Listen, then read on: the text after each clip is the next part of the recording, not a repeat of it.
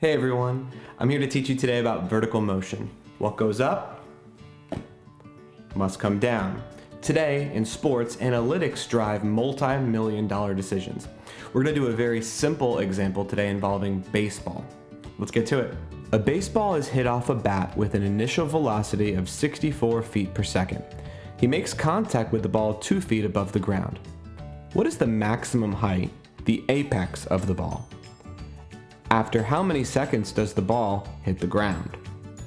I'll draw a brief diagram. We have our baseball player.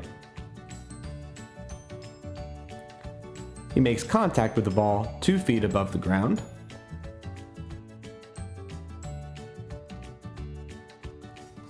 The ball travels in an upside down arc, also known as a parabola. The top of this parabola is known as the apex, or the maximum, or the vertex, as we've learned in class. Vertical motion follows the formula h of t equals negative 16 t squared plus vt plus s. V stands for the initial velocity, basically how hard does he hit the ball.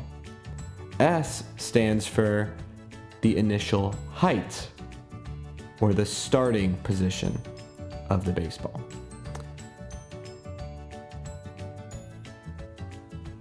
H of t, the height of the ball with respect to time, equals negative 16 t squared, that's always going to be the same, plus 64 t, the initial velocity, plus 2.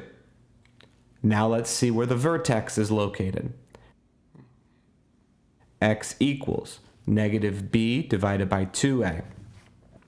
Negative 64 over 2 times negative 16. Next step, we'll multiply those numbers in the denominator. Negative 64 divided by negative 32. Look at that, nice whole number of 2. So what does that mean? After 2 seconds, the ball hits its apex. Let's see how high the ball actually went. We'll substitute the number back into the function. The height after 2 seconds equals negative 16 times 2 squared plus 64 times 2 plus 2.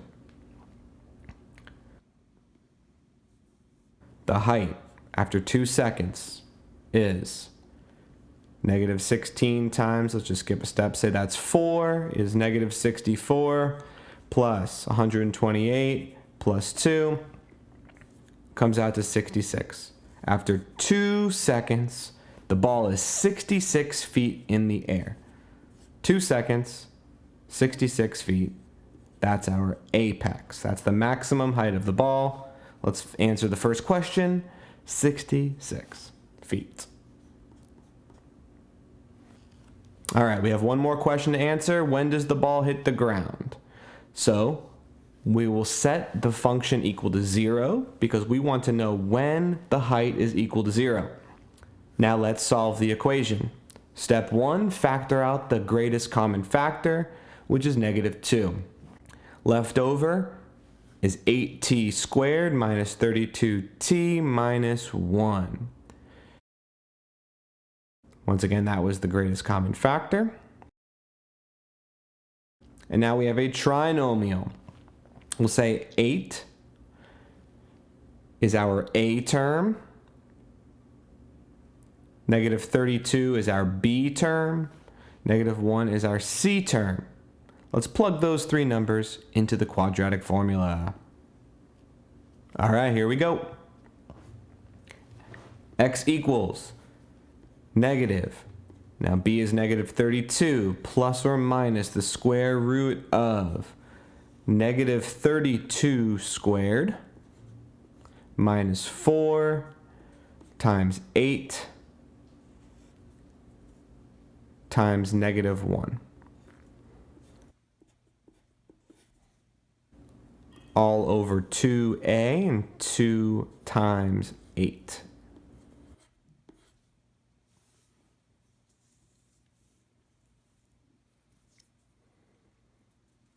Let's work it out. Double negatives is a positive 32. Plus or minus the square root of negative 32 times another negative 32 is 1024. Negative 4, positive 8, negative 1 is positive 32 divided by 16.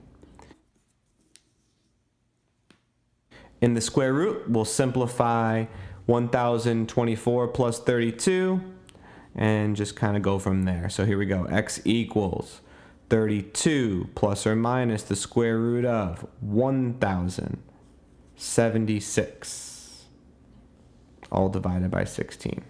Okay? Square root of 1076 is not a perfect square, so we will get the approximate answer of, well, let's just bring down the rest. So 32 plus, notice how I'm doing just the plus, 32.8. That's an approximation, all divided by 16.